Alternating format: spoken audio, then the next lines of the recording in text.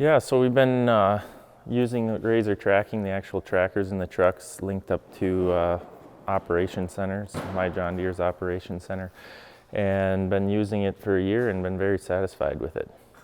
I really like it for spring season, harvest season, where we can know where the trucks are at, especially springtime. If you're waiting in line, well, can I go do something else for a little bit? Or that's kind of where we really like it, knowing where they're at when we're in a busy season.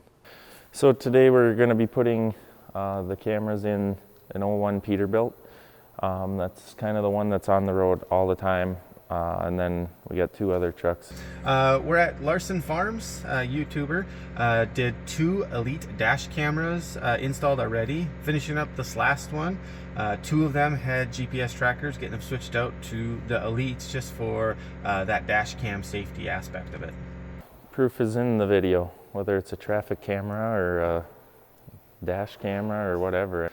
Biggest thing we see or hear about from our drivers is, well, that was close. Someone pulled out in front of me, and well, when you're going 60 miles an hour down the road and you're loaded at 95,000 pounds, it takes time, especially if conditions are slippery, icy, Minnesota weather. You know what that's like.